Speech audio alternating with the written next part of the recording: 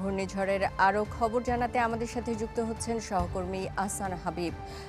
হাবিব জানাবেন যে ফ্রান্স কি ধরনের প্রস্তুতি নিয়েছে এই ক্ষয়ক্ষতি নিরসনে, আর হতাহতের ক্ষয়ক্ষতির খবরটা জানাবেন।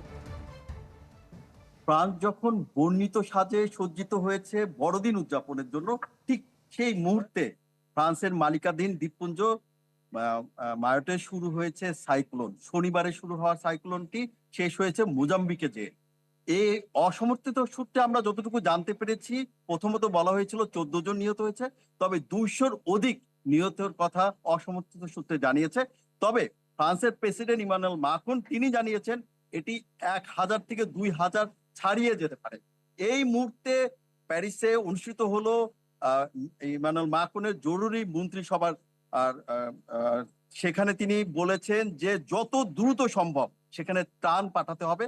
তবে এই ক্ষেত্রে একটা বড় সমস্যা দেখা দিয়েছে। ত্রাণ পাঠানোর জন্য যে প্লেন ব্যবহার করবেন সেখানে টাওয়ার ভেঙে গেছে, কোনোভাবেই যোগাযোগ করা সম্ভব হচ্ছে না।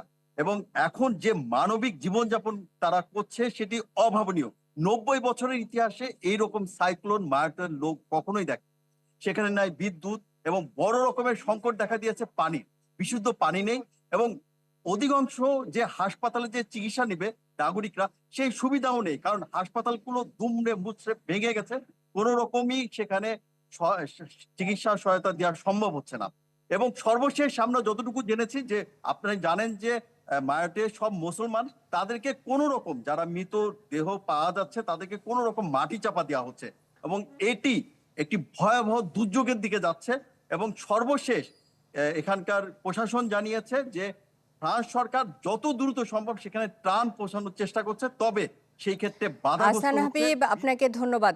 বছর শেষের খুশি নগদে হবে বেশি। নগদ পেমেন্টে নির্দিষ্ট ক্যাটাগরির কেনাকাটায় 300 টাকা পর্যন্ত ক্যাশব্যাক।